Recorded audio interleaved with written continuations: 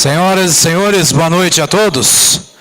Com muita alegria, a Câmara Municipal tem o prazer em recebê-los para essa solenidade, esse encontro, para discutirmos juntos o papel do negro em cidades do interior do Brasil. Nesse momento, passo a palavra à secretária da Câmara, a vereadora Rosângela Tonon, para que faça a abertura oficial do presente evento. Boa noite a todos.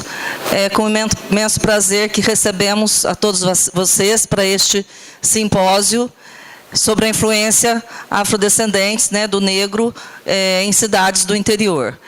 Ao mesmo tempo, cumprimento meu nobre colega Rafael Francisco da Silva, que teve esta brilhante iniciativa em contemplar a todos os que estão aqui, os não presentes, mas a cultura afrodescendente e também o papel na nossa sociedade, em empreendedorismo e tantas outras coisas. Sejam bem-vindos e aproveito, como parte aqui da mesa diretora, convidá-los a comparecerem nas nossas reuniões também. Sejam todos bem-vindos. Passo a palavra agora ao organizador do evento para que apresente e fale também sobre os temas a serem debatidos nesta noite, o vereador Rafael Francisco da Silva. Boa noite a todos. É um prazer recebê-los aqui na nossa casa pública. Câmara dos Vereadores é a casa do povo de Ouro Fino. Aqui nós temos esse espaço reservado para a discussão das políticas públicas, políticas setoriais, conforme nós desejamos assim fazer nesta noite. E o motivo de nós realizarmos este evento vai na direção de nós começarmos, logo nesse primeiro ano de mandato, a pagar uma dívida histórica com os negros aqui em Ouro Fino. Os negros que claramente participaram da fundação de nossa cidade, de nossa sociedade, como assim o foi em todo o nosso Brasil. Por esta razão, se faz necessária a realização deste evento e de outros futuros para contemplar a discussão desta causa, qual seja a defesa dos interesses dos negros em nossa cidade. Assegurando condições de empreenderem, se depararem com as mesmas portas abertas que os brancos se encontram. E a nossa proposta é ir além das discussões ideológicas, raciais da política nacional.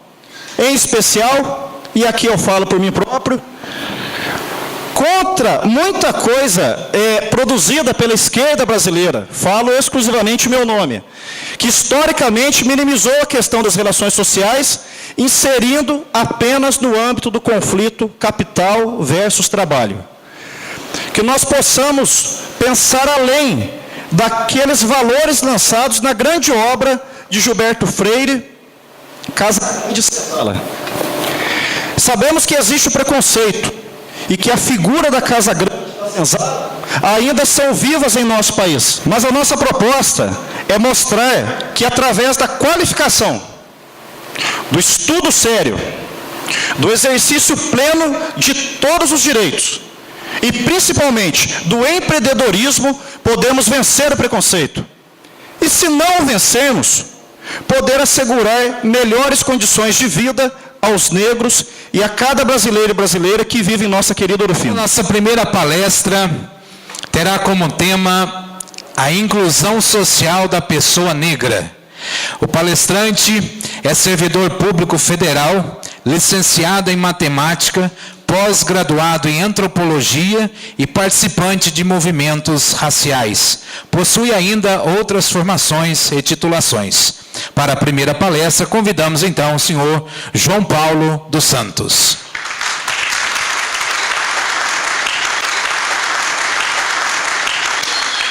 Boa noite a todos.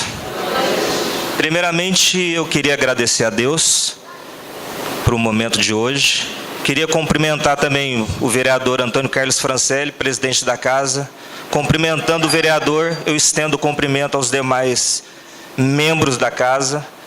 E também queria agradecer ao nobre vereador Rafael, que em conversas informais prosperou e trouxe esse sodalício aqui, e a gente vai dar início a esse debate. E, de antemão, não me esquecendo, queria cumprimentar grandemente o vereador Benedito Urias, o único representante negro de todos os poderes. Eu me sinto contemplado com você aqui. Muito obrigado. Diferente da inclusão de cotas, democraticamente, com a vontade popular, o senhor foi eleito.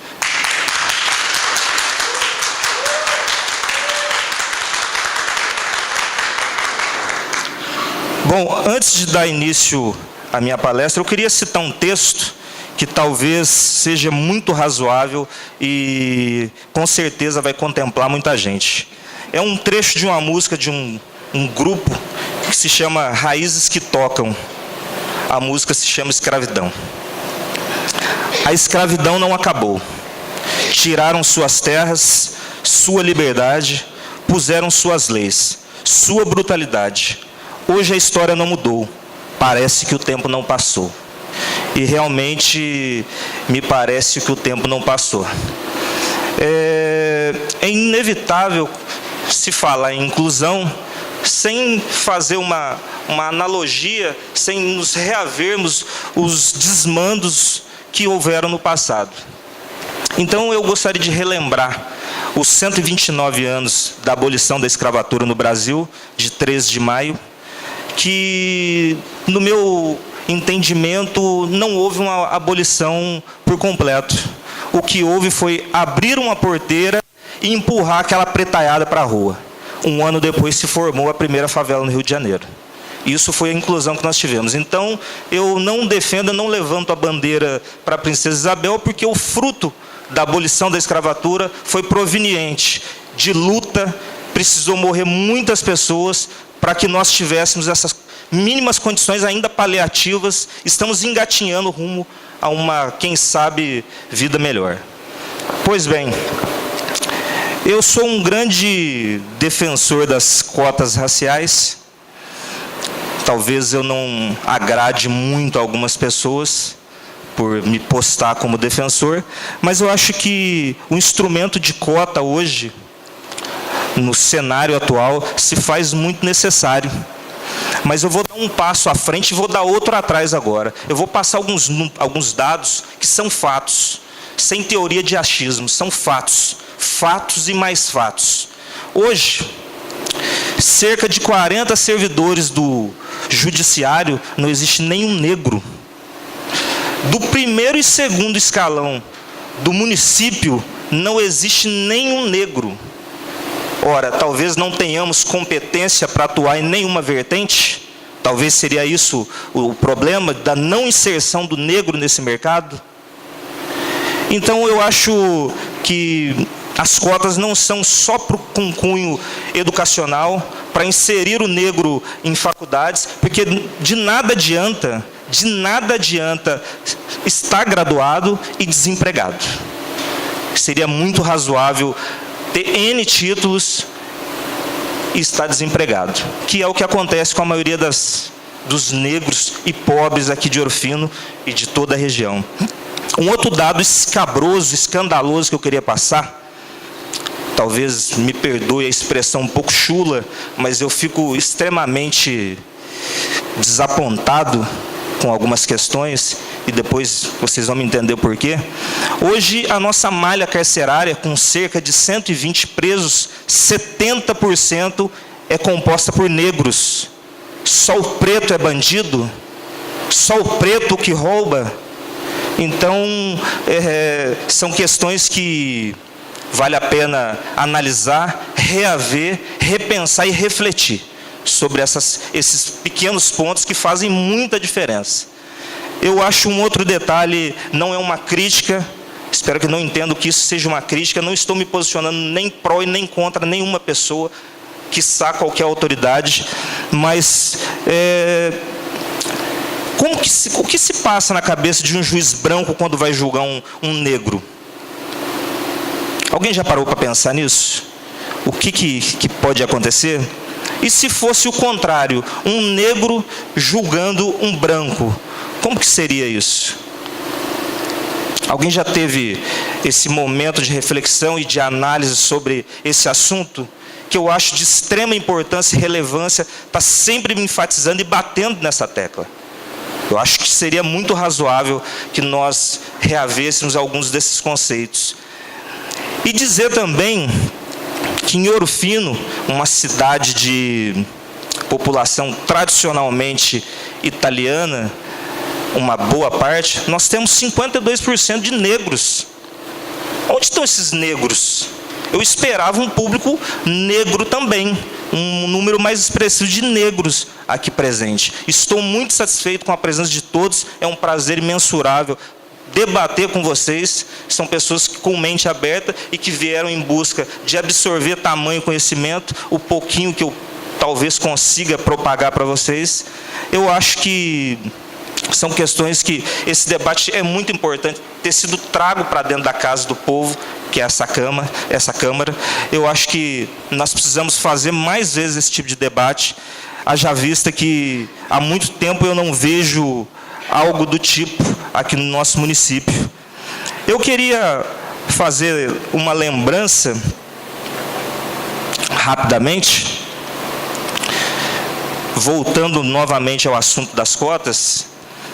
Nos Estados Unidos, em 1960, o cunho das cotas não era só a inclusão do negro na faculdade, e sim equipará-los socioeconomicamente a toda a população. A diferença do negro brasileiro e do negro norte-americano é exorbitante.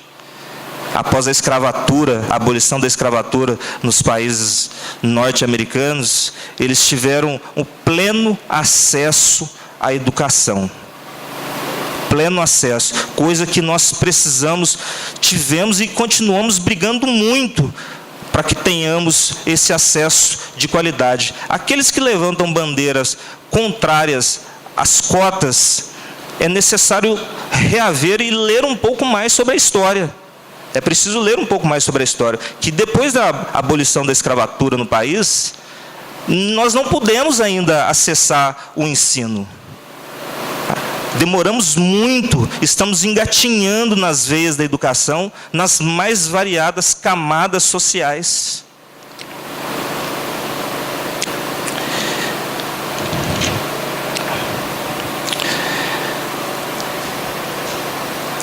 Mas, de antemão, eu também gostaria de ressaltar que também não é nada razoável da minha parte me auto-vitimizar ou vitimizar os outros. Porque, independente da minha cor, eu saí à luta.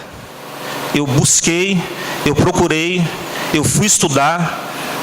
Razoavelmente, o que eu tenho foi com luta e com boa educação.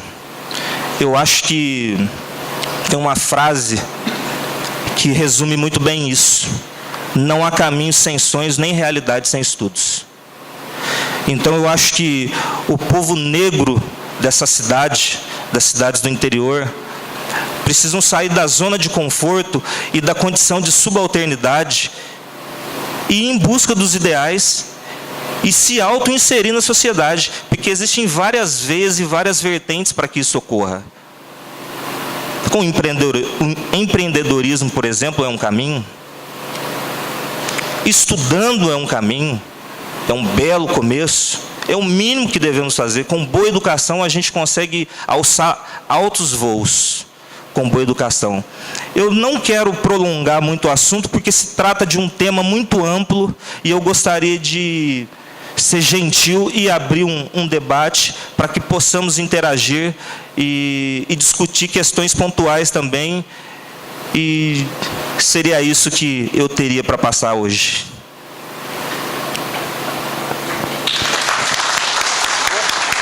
Será prestada uma homenagem, então, ao já citado único representante negro dentro dos 3 poderes e dos cargos públicos e cargos de influência na sociedade. E eu convido para vir aqui à frente o vereador mais votado do município, alcançando aí o primeiro lugar na disputa pelo trabalho também realizado nesse curto espaço de mandato, pela atuação em respeito aos negros e às pessoas mais humildes. Convido aqui à frente para receber uma homenagem o vereador Benedito Urias Félix.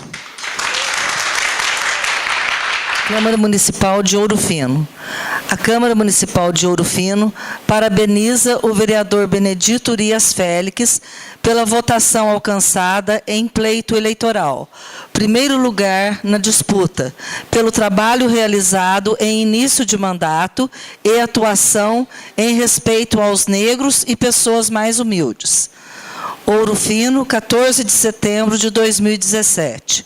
Antônio Carlos Francelli, presidente da Câmara. Rafael Francisco da Silva, vereador. E é com muito prazer que eu também quero prestar essa homenagem a você, meu nobre colega e amigo Benedito Urias Félix Saravá.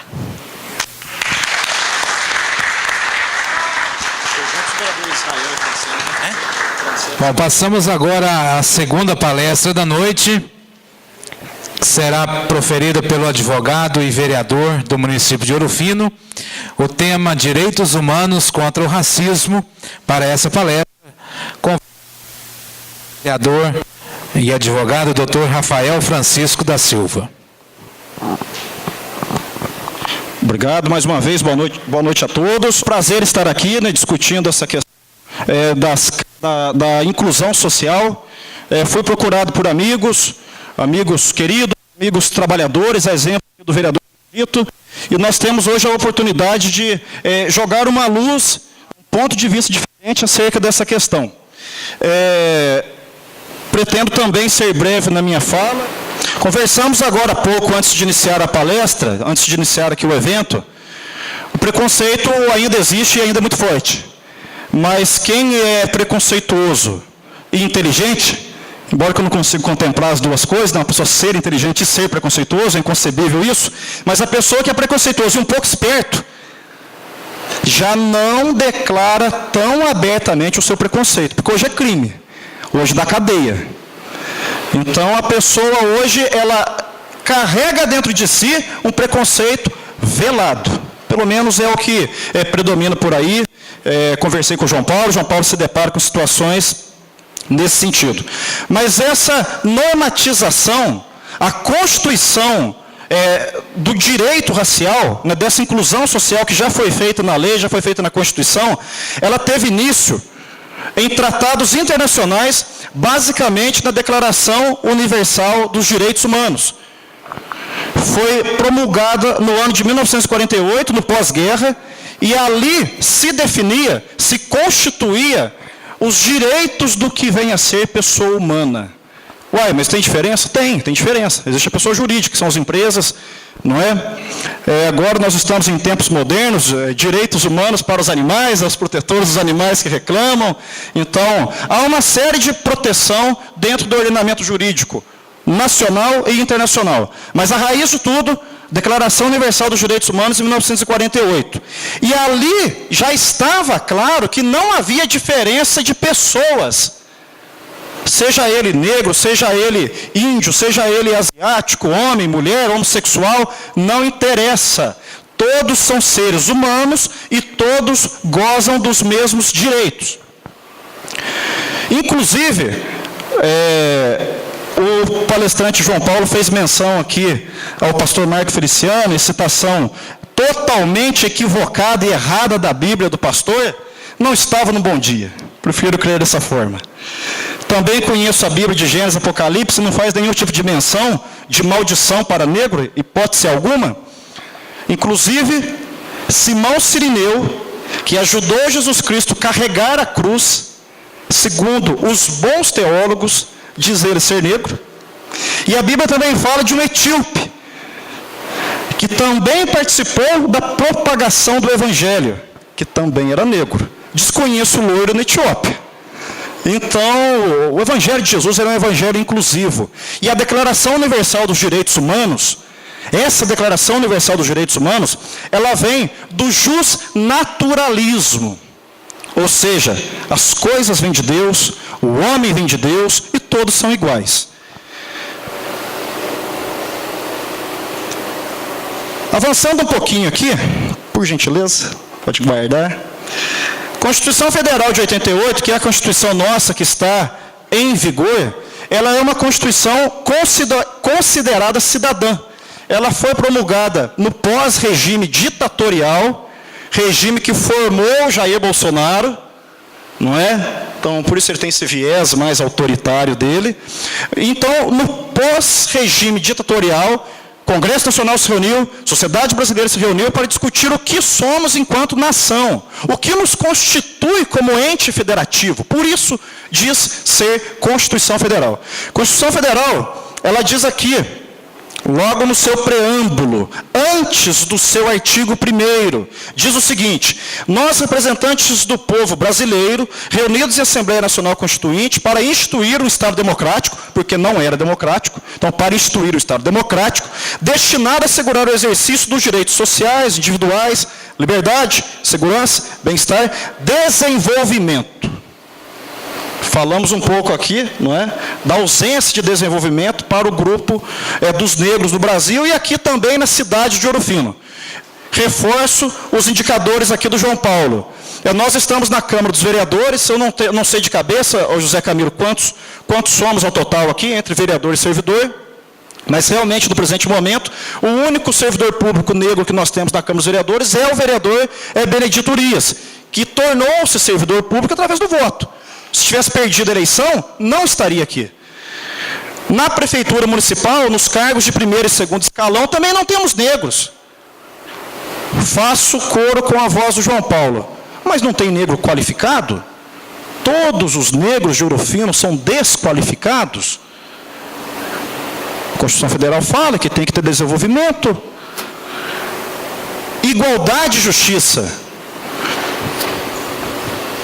Quando eu olho para uma população carcerária formada por 70% de negros, pardos, afrodescendentes, eu, como advogado que sou, inclusive criminalista, defensor, eu passo a questionar este equilíbrio da balança. Se realmente há essa noção plena de justiça, não é?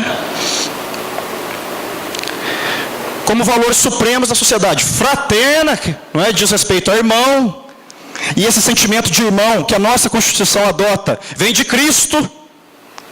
Até eu falei para você está um pastorzão elegante hoje aqui. Enfim, e a nossa Constituição Federal, ela traz também um princípio muito interessante, e é este princípio que fez aqui entrar em vigor no Brasil, o Estatuto, não é, que institui o Estatuto da Igualdade Racial, que nos obriga a fazer eventos como esse. Nós estamos fazendo este evento hoje à noite aqui, porque nós queremos fazer. Nós temos o desejo de deixar esta porta aberta, receber as pessoas, sejam elas negras, sejam elas de qualquer vertente. Nós estamos aqui de portas abertas. Mas também somos obrigados aqui por uma série de amarras legislativas. Uma delas vem de um princípio constitucional chamado princípio da igualdade. Quem já ouviu falar em princípio da igualdade, levanta a mão, por gentileza. Princípio da igualdade. Todo mundo já ouviu falar, não é? Todos são iguais perante a lei. Infelizmente, no Brasil, alguns são mais iguais do que outros. Mas tem um princípio de direito chamado princípio da isonomia. Quem já ouviu falar no princípio da isonomia? O pessoal aí, acadêmico de direito, já ouviu falar. Princípio da isonomia. Gente, olha só. Nós estamos aqui num plenário, num palco, que tem um desnível, tem uma elevação. Aí nós construímos essa rampa de acesso para que uma pessoa cadeirante possa fazer parte do plenário.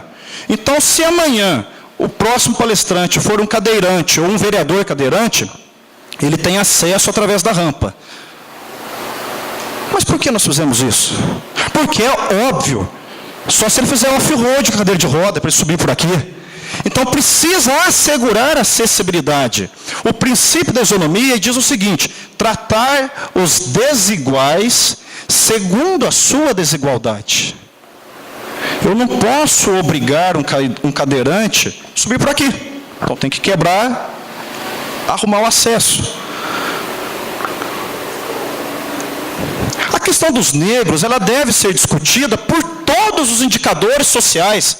Tudo contra, nada a favor. Inclusive negro no Brasil, né, conversei com o João Paulo sobre isso. para se destacar é na música, na cultura ou no futebol. Se for mau cantor ou ruim de bola, está lascado. Mas peraí, o princípio da isonomia é o princípio que assegura as cotas raciais. Eu sou a favor das cotas raciais. Eu sou contra o modus operandi. Eu não acredito que a forma com a qual elas se apresentam no Brasil é a melhor forma. Mas alguma coisa tem que ser feita. É óbvio. É óbvio. Quando eu me graduava na faculdade de Direito, tive por volta de 20, 30 professores, não me lembro o número exato. Rodrigo também foi meu colega. Tive um único professor negro, Dr. Amauri. Só ele, não é? José Camilo também, advogado, único. Mas peraí. E os outros negros? No bar bebendo pinga? Entrou mais um? Então, a Constituição Federal assegura o princípio da isonomia e nós, como agentes públicos, precisamos enfrentar todos os problemas da comunidade local. Devemos olhar para Ouro Fino, é um problema que nós temos aqui e temos que enfrentar. Pois bem,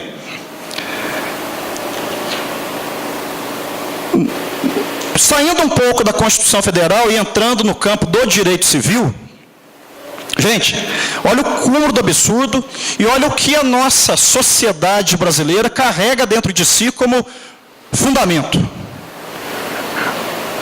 No período imperial, quando vigorava ali a escravidão no Brasil, o negro não era considerado pessoa humana.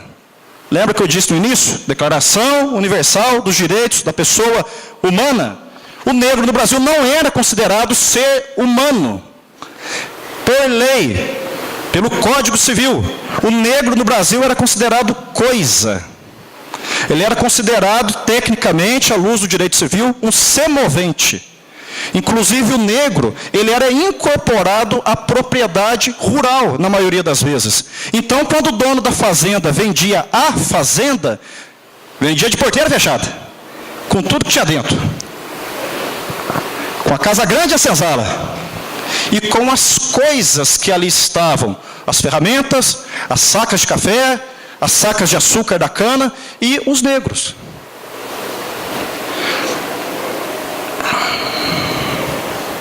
Espera aí. Gente, isso aqui foi ontem. Quantos anos? 129 anos? 129 anos. O Ouro Fino tem 260. Há 129 anos nós estávamos vendendo negro. Inclusive, só um dado, um dos locais aqui de Ouro Fino que era negociado escravo era a Praça da Igreja Matriz. Ali se negociava escravo, tinha um pelourinho ali, onde eles eram castigados, dentre outras coisas da história da nossa cidade que nós abordaremos em outros eventos. Mas isso mudou.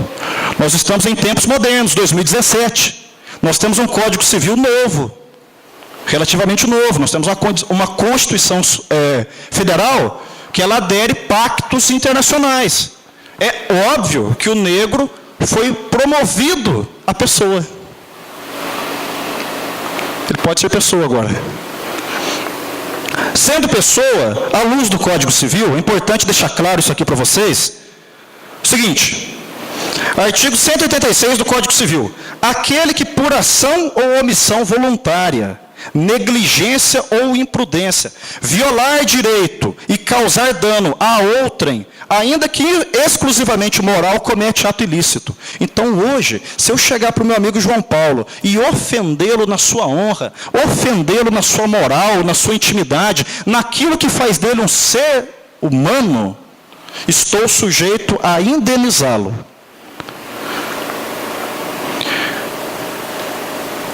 Artigo 927, Código Civil.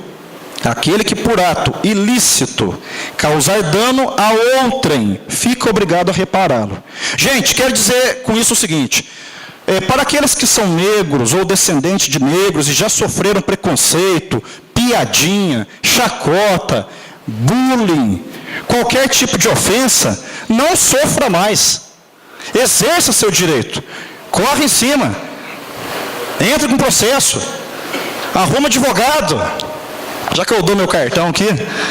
Arruma advogado. Vai em cima. Porque Porque, muitas vezes, o preconceito se perpetua porque, de um lado, há o preconceituoso agressor, mas há, de outro lado, um ofendido que não se manifesta. Então, vamos parar com isso. Está na lei, vamos exercer esse direito. Isso também vale nas relações no âmbito do trabalho. Se você for desprestigiado pelo seu empregador, pelo seu patrão, pelo seu chefe, ou por um colega de trabalho, não interessa. Tem direito à indenização, e as indenizações no âmbito da relação de trabalho sempre são altas. Então a pessoa fala, levar no X trabalho, o patrão está lascado. Então, se for ofendido no âmbito da relação de trabalho, basta mover uma ação trabalhista, narrando os fatos, de maneira bem clara, de maneira bem serena, vai receber ali a justa indenização. Indo para o âmbito do direito criminal, e aqui que é o gostoso, por pessoas na cadeia, é o seguinte: existem crimes contra a honra que são considerados crimes de menor potencial ofensivo. Está aqui o meu amigo Tiago, que é policial civil, acho que não viu ninguém ir preso por injúria. Foi preso por injúria, está preso, injuriou alguém. Não vai. Só que, na medida que a pessoa tem a sua capivarinha extensa, acumula para si uma série de crimes, ela perde direitos de transacionar crimes pequenos. Então, a recomendação que eu faço é o seguinte: se você for vítima de injúria racial, e vou explicar o que vem a ser isso, faça a ocorrência, registre o boletim de ocorrência, represente na delegacia civil, novamente, contrate um advogado para fazer valer os seus direitos. E vá marcando na capivarinha daquela pessoa a conduta lesiva dela. Se ela não está preparada para viver em sociedade, então vamos retirá-la da sociedade. É a opção que temos. Muito rapidamente, tem quanto tempo, Camilo? Estou estourando? Já vou terminar. Gente, no campo dos crimes contra a honra, existe um crime chamado calúnia, artigo 138 do Código Penal, caluniar alguém, imputando-lhe falsamente fato definido como crime. Olha só, é uma mentira, mas é uma mentira relacionada à prática de um crime. Por exemplo, o João Paulo me roubou. É mentira, e além de eu mentir, disse que ele cometeu um crime. Então aqui tem uma pena de detenção de 6 meses a 2 anos, que se a pessoa for ficha limpa, igual o Lula, a alma mais honesta do Brasil, ele dificilmente irá preso. Mas ele tem que reparar o dano. Ele tem que transacionar no fora. E hoje não é mais cesta básica, é um pouquinho mais caro. Então tem que ir atrás, tem que punir. Inclusive, a minha avó, isso aqui é um fato curioso, minha avó, coitada, minha avó faleceu com Alzheimer, sabe? E ela tinha um preconceito enorme dentro dela contra negros. E no final da vida dela, quando ela já estava com Alzheimer, a pessoa que tem Alzheimer, ela tem perda de memória, ela não se lembra das coisas. Minha avó, ela pegava os objetos dela particulares e ela não lembrava onde ela guardava. Tirava do lugar, guardava no outro, escondia, esquecia. Aí chegava de manhã na casa dela e falava assim, 88 anos de idade: filho, veio um negão aqui essa noite e roubou a avó. Era ela. Ó, isso é crime, avó. Você tem certeza? Eu vi o negão entrando aqui. Eu acho que ela tinha uma paixão platônica por negão. Ela era loira, os olhos azuis. Meu avô, ele era bem moreno. Já tinha falecido, estava viúvo, então ficou se projetando isso aí no negão. Mas ela cometia o crime de calúnia. E era ela que tinha perdido as coisas ali. Outro crime, chamado difamação, o artigo 139, difamar alguém imputando-lhe fato ofensivo à sua reputação. Não é? O João Paulo é preguiçoso. E eu saio falando que ele é preguiçoso com o desejo de atrapalhar ele na relação de trabalho dele. Não é? Propagando uma má fama a seu respeito. É crime, representa. Se você foi vítima disso, exerça seu direito.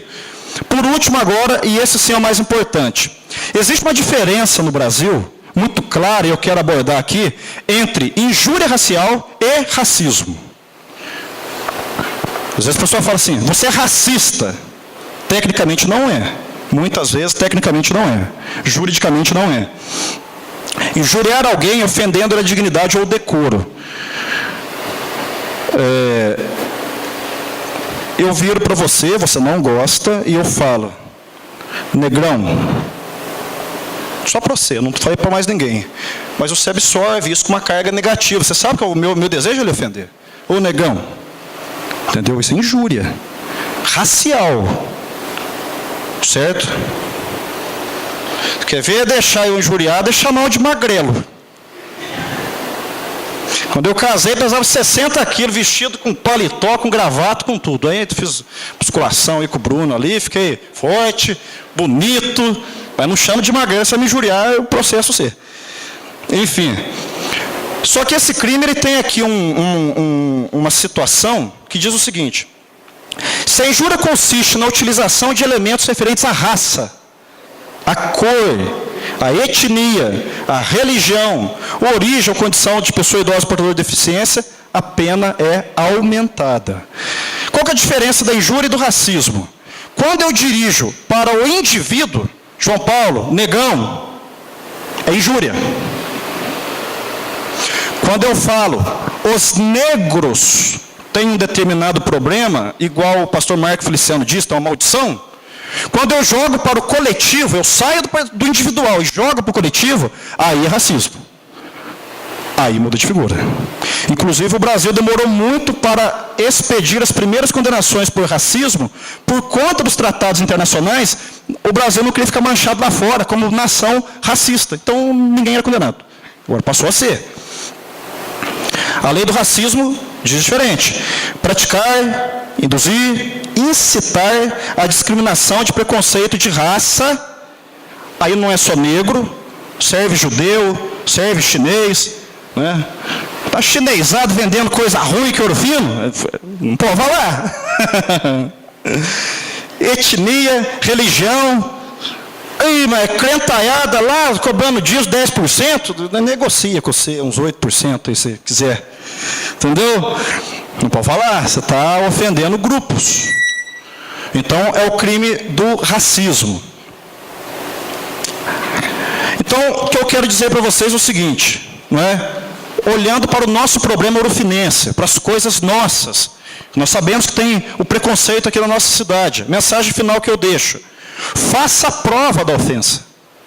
Hoje em dia, celularzinho, tira foto, grava, foi ofendido, registra a ofensa. Inclusive, se a ofensa for feita nas redes sociais, agrava também. Há uma propagação maior do fato delituoso. Já dá um print na tela do Facebook, das redes sociais, ou da matéria que você viu, já manda o próprio print na rede social, por exemplo, do Ministério Público, da Delegacia de Polícia Civil. O setor de comunicação desses órgãos já levam adiante essas denúncias. Não sofra calado. Não sofra calado. Mas a última frase que eu deixo no que diz respeito ao sofrimento. Quem se lembra daquele caso do goleiro Aranha? No Santos que ele estava, né? Foi jogar contra o Grêmio. E o Aranha lá no Rio Grande do Sul, o pessoal lá chamando ele de macaco, ofendendo. Até a mocinha lá, depois viu o viola em caco lá, né, que foi pega no vídeo chamando o macaco lá, depois passou lá apurada. E o Aranha fez tudo isso. Ocorrência, denúncia, correu atrás, enfim, inclusive na Justiça Desportiva. Aí entrevistaram o Pelé. Ô Pelé, o que você achou? Inclusive quando eu era criança, né, Pelé era apelido para negro, né? Ô Pelézinho, não é? Aí o Pelé, aí o negócio é o seguinte, eu marquei 1.130 gols, e se eu parasse de jogar bola cada vez que chamassem de negrão ou macaco, eu não marcava nenhum. Então, assim, o preconceito está na cabeça dele, não está na minha. Então ele estava me xingando macaco, jogando banana no campo, que rolo, e bola para dentro do gol. Fui considerado atleta do século, ganhei 3 Copas do Mundo, melhor jogador de futebol da história. Então, assim, não me abatia com essa ofensa dentro de campo. Segundo Pelé, o Aranha agiu de maneira desnecessária. Mas cada um sabe a dor que carrega dentro de si. Talvez o Pelé Naquele momento, o ordenamento jurídico não estava tão moderno quanto hoje, ele tinha que aguentar algumas coisas. O Aranha não precisa aguentar mais nada. Então fica aqui essa consideração para vocês.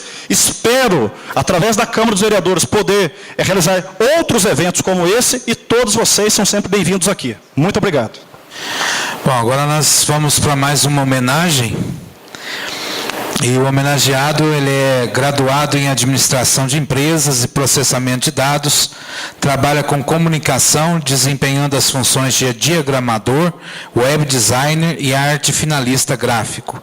É escritor e autor de 14 obras literárias em áreas diversas e encontra-se em produção de mais 4 obras. Para receber essa homenagem, então, eu chamo aqui à frente o senhor Paulo Henrique Raimundo. Câmara Municipal de Ouro Fino parabeniza Paulo Henrique Raimundo pelos trabalhos culturais desenvolvidos em prol da cultura e sociedade ourofinense, em especial a homenagem à pessoa negra. Boa noite a todos. Desculpa que eu estava um pouco nervoso, mas esqueci de cumprimentá-los. É um prazer. A gente já jogou muito futebol junto, me surpreendeu. Fiquei muito. Merece realmente. E parabéns, viu, Paulo? Muito obrigado.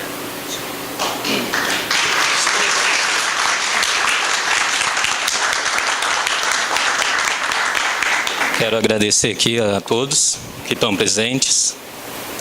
Nós nos reunimos aqui para falar da Semana da Consciência Negra e sobre a única pessoa que conseguiu conversar com a gente foi o Rafael. E agradeço todos os vereadores que estão aqui e isso não vai continuar parar aqui, porque nós vamos continuar fazendo, eu, João Paulo, que nós estamos escrevendo outros livros, inclusive da história de Ouro Fino. Tentaremos falar sobre os negros de Ouro Fino e sobre a situação que acontece, que eles falaram bem aqui, eles explicaram consciente para vocês. Aqui eu estou representando todo mundo, a Congada, estou representando o rap, estou representando o pagode, estou representando as donas de casa, as empregadas domésticas e os meninos que estão procurando emprego. Inclusive estou representando as pessoas que são julgadas, são pessoas que a polícia cresce os olhos, como eles falam. Estou representando aquela pessoa que passa no supermercado e as pessoas ficam seguindo para ver se não vai roubar. São todas essas pessoas, hoje eu estou representando. Então eu sou um continente dentro de Ouro Fino. Eles falaram que eu escrevi 14 livros e eu fiz uma matéria sobre os escritores negros no Brasil. No Brasil só temos 5% de escritores negros no Brasil inteiro. E sobre isso, conversando com o João Paulo, nós resolvemos tentar entrar na Academia de Letras. Eu vou ser o primeiro. Depois ele vai tentar, que ele tem artigos, tem livros também. Nós vamos quebrar isso também. Não queremos ter só 5%. Não queremos ser um representante na Câmara. Não queremos... Bem, a OAB eu acho que não tem representante. Não queremos ser um representante. Eu quero que na próxima vez ter vários comigo aqui, representando cada área e cada momento. Pelo menos é isso que eu desejo. Obrigado. Nos encaminhando então para a última palestra da noite com o tema empreendedorismo, que será proferida pelo advogado, palestrante e empresário, Dr. Rodrigo Delalana Gonçalves. Boa noite a todos. É uma grande satisfação aqui nessa noite para falar um pouquinho para vocês sobre empreendedorismo. Primeira coisa que nós precisamos destacar é que empreender é sonhar. Se você sonha, você é um empreendedor. A partir do momento que você não tem mais sonhos, você não tem ideais, você não busca novos horizontes, você não busca o saber, você não busca o fazer. Empreender é aprender a fazer, é aprender a saber. Ser empreendedor hoje, em uma sociedade capitalista, é um destaque para o ser humano. Aquele ser humano que empreende, que busca pelas suas próprias forças um espaço na sociedade, se destacar, não depender de um outro ser humano, ser um autônomo, ser um empresário, ser um ambulante, ser qualquer profissão digna que nós temos hoje em dia, é um empreendedor. Você que trabalha também como empregado e luta para conquistar o seu espaço dentro de uma empresa, luta para conservar o seu emprego, você é empreendedor. Porque você tem objetivos, você tem sonhos. Falou-se muito nessa noite sobre as cotas, e eu sou totalmente a favor das cotas. Então, logo que por um contexto histórico que foi abordado falando sobre 129 anos da abolição da escravatura, né, da escravidão no Brasil, mas nós não podemos lembrar dessa data de 129 anos. Nós temos que lembrar de uma escravidão que ocorre há muito mais tempo. O que nós possamos contar são 2017 anos depois de Cristo. E lá na época de Cristo, lá nos primeiros anos de Cristo, já tinha escravidão. Não era? Não é isso que nós aprendemos? E naquele momento existia também uma resistência. E a resistência cresceu. E cresceu porque essas pessoas tinham sonhos. E empreender, minha gente, é sonhar. Sonhar e não ficar parado no tempo. Sonhar e sair da zona de conforto. Sonhar e buscar os seus ideais. Você precisa de 3 pilares apenas: sonhar, planejar e executar. Se você quer aumentar a sua renda em casa, o que é que você está fazendo para aumentar a sua renda? Se você quer um novo emprego, o que é que você está fazendo para conseguir esse novo emprego? Se você quer ocupar um cargo na magistratura, que hoje seria um dos cargos mais cobiçados, né, ser juiz, o que é que você está fazendo para ser um juiz? Mas independente do que é que você busque, aquilo que você já alcançou, você tem que fazer com perfeição. Ser bom é obrigação. Ser o melhor é uma qualidade. Dedicar-se ao máximo é uma virtude. Ser honesto, ser leal, ser digno, buscar diferenciais, princípios básicos que foram apagados em nossa sociedade. Hoje, a população está corrompida. As pessoas se corrompem facilmente. Apontou-se dados estatísticos de que 70% da população carcerária é negra. E eu revelo para vocês o porquê. Porque lá na base educacional, lá nos primeiros anos, lá dentro do lar daquelas pessoas, não houve alguém que ensinou essa pessoa a sonhar, a apreender, a conquistar. E a vida é cruel, gente. Vamos analisar aquela criança inocente que ainda sonha, porque não tem malícia no seu coração. Ela ainda pensa no futuro. Ela ainda pensa em buscar algo. Ela pensa em ser médico, pensa ser engenheiro, pensa ser um arquiteto, um advogado, um juiz, pensa ser inúmeras profissões, né? Só que ao entrar, parece que o negócio, conforme ela vai crescendo, o negócio vai descambando, né? Me perdoem as palavras, mas o negócio, ao invés de ir aumentando os sonhos, vai diminuindo os sonhos. Na hora que ela chega ali nos 10, 12 anos de idade, diante de uma escola pública, de uma baixa qualidade, diante de uma população, até mesmo de crianças que já têm um certo preconceito implantado no seu coração, essas pessoas acabam vendo que aquele sonho era uma ficção, e ela perde a capacidade de sonhar. Aí você se depara com adolescentes de 16, 17, 18 anos saindo do ensino médio e você pergunta a eles: o que é que você vai fazer agora? Vou arrumar um emprego. Ótimo. Em que área? Não sei. Como assim?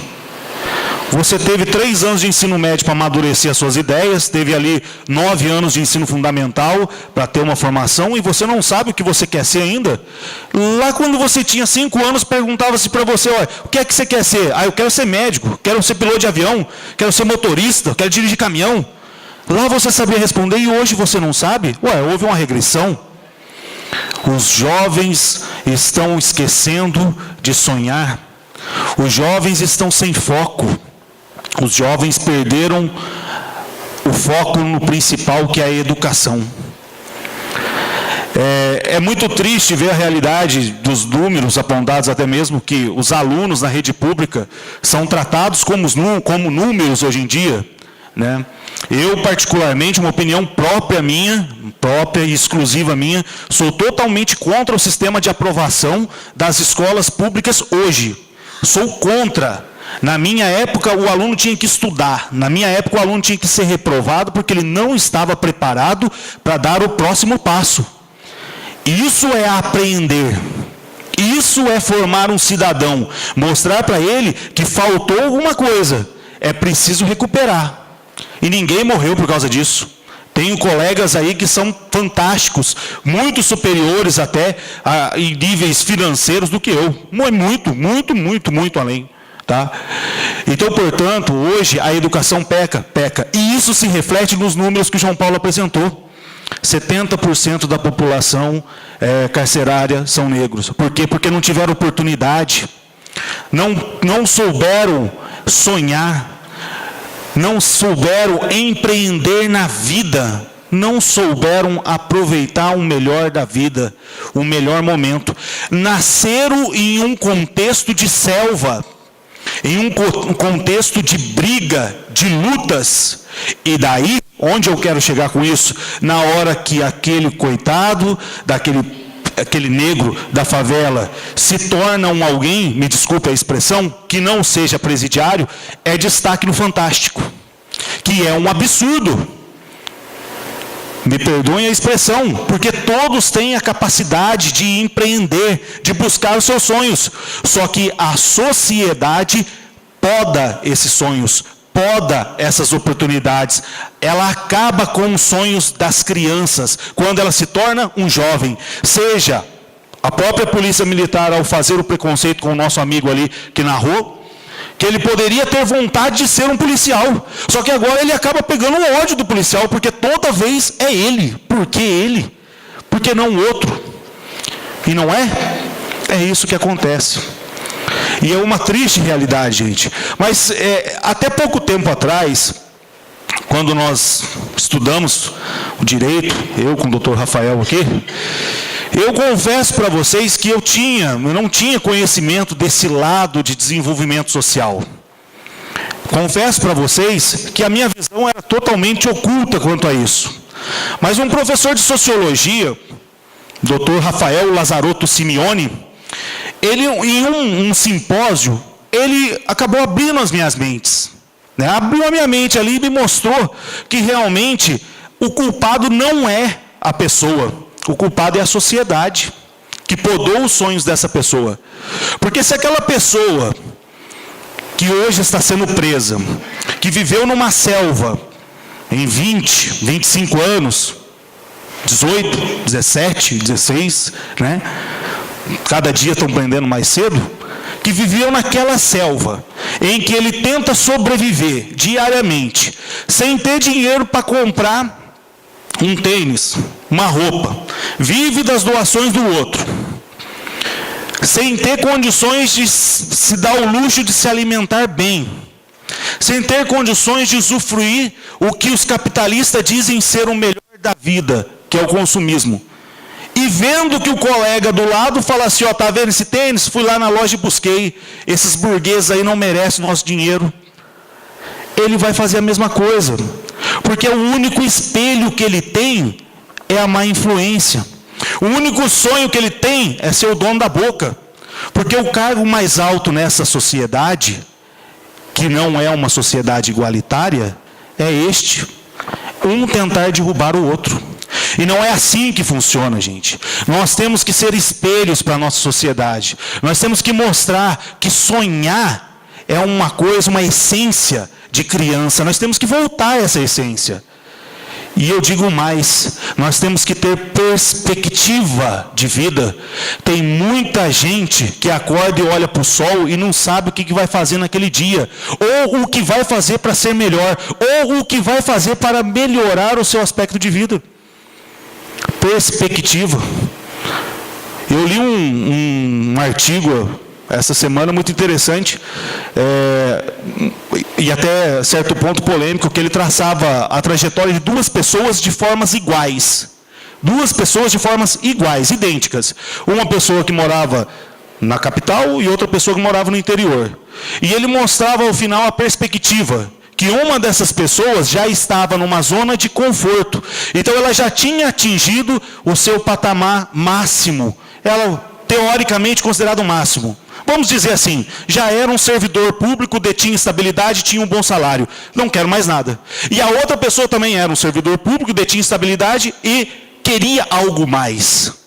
Queria ir além. Ela ainda sonhava. Ela ainda empreendia. Ela sabia fazer. Empreender é você sonhar, é você planejar, é você executar, é você ter uma nova perspectiva, é você arregaçar as mangas e fechar os olhos para o que a pessoa fala de você e ir além. Pessoal, enquanto a pessoa não pagar suas contas, ela não tem direito a falar nada da sua vida. Até mesmo quando paga não tem direito, né? Quem sabe aí, quem quando paga não tem direito. Cabe a você, cabe a vocês, população, principalmente hoje, trazendo um tema, a população negra, cabe a vocês buscarem sim o espaço no mercado de trabalho, cabe a vocês sim reivindicar direito, cabe a vocês sim o direito de sonhar, cabe a vocês sim o direito de brigar, lutar, conquistar. Vocês têm o poder. Só que esse poder maior se dá pela educação. Como nós falamos agora há pouco aqui, a única ferramenta capaz de mudar a vida de uma pessoa é o estudo. Não existe outro caminho para levar uma pessoa ao sucesso senão ao estudo. Se o estudo é tardio, não tem problema, mas estude. Não tem o tempo, leia. Qualquer coisa, se intere. Seja uma pessoa participativa na sociedade. Faça como o nosso amigo Saravá. Seja uma pessoa que busque os seus ideais. O Saravá saiu da zona de conforto dele para lutar pelo povo. Veio aqui representar o povo negro de Ouro Fino na Câmara Municipal, na Casa do Povo, brigar pelos seus direitos. Isso é empreender, porque ele sonhou, planejou, executou, conseguiu. Isso é empreender, buscar novos horizontes, uma nova perspectiva, tá? Eu deixo para vocês aqui o meu muito obrigado, tá? Espero ter colaborado com vocês, fico aberto a perguntas, principalmente qualquer tipo de indagação que quiser, farei questão de respondê-las da melhor forma possível. Muito obrigado. Queremos agradecer a presença de todos, destacar aqui professores, professoras, diretoras, supervisoras, alunos da faculdade, alunos do Parlamento Jovem, a comunidade negra, amigos, né, das pessoas que estão organizando esse evento. Queremos agradecer de forma especial, né, os nossos palestrantes, o João Paulo, o Rodrigo, e a Câmara também, de modo especial, agradece o vereador Rafael pela iniciativa de trazer esse debate até nós nesta noite, né? Quando a gente... Aqui é o parlamento, é o lugar de se falar. Então, eu quero... o simpósio, né, surgiu na antiguidade da Grécia e era uma conversa regada a bebidas e comidas, né, Rodrigo? Então, bebidas nós não temos, temos refrigerantes. E agora eu quero estabelecer um segundo momento aqui, que é o momento final. Então a Câmara convida todos para um coquetel, né, um simpósio à moda grega, E nesse café final, nós agradecemos a presença de todos e estamos aqui para ouvir as avaliações de cada um de vocês. Muito obrigado a todos e boa noite. Demos o primeiro passo, com o apoio do vereador Rafael, que teve a sensibilidade e entendeu a importância de que esse debate prosperasse e viesse até a Câmara no dia de hoje. É um debate muito amplo, haja vista que nós temos uma população majoritariamente negra na cidade, porém que não é dada nenhuma ênfase culturalmente nessa vertente. Não faço uma crítica contra a questão da cultura italiana na cidade, porém também precisamos tecer mais esses debates, aventando novos simpósios e possíveis novas palestras, enfim, seria basicamente isso. Neste momento estou muito feliz, agradeço aqui a Câmara dos Vereadores, o presidente Francelli, demais vereadores que se fizeram presente, Rosângela Tonon, vereador Saravá, vereador Israel, que estiveram hoje à noite aqui, de portas abertas. Atingimos todas as nossas expectativas. Ouro Fino inicia agora essa discussão racial, de inclusão social, em prol aqui da causa das pessoas negras, e a participação foi muito boa. Câmara lotada, muitas perguntas foram feitas, assuntos pertinentes aqui na Câmara dos Vereadores, e estamos otimistas que outros bons eventos serão feitos aqui ao longo dos próximos meses. Em relação aos sonhos, sou cristão, acredito na mensagem que diz que o justo viverá por sua fé e que sem fé é impossível agradar a Deus. Então que nós tenhamos fé de que dias melhores virão, que nós tenhamos fé que Jesus Cristo abençoará todos que trabalham e que Ouro Fino passará a viver dias melhores, através de um trabalho nosso aqui da Câmara dos Vereadores, do meu mandato, o mandato do Rafael Silva, dos demais colegas, e dessa articulação social, discutindo os problemas de Ouro Fino. Então estou muito otimista aí para com o futuro e desejoso que o melhor seja feito com a fé em Deus.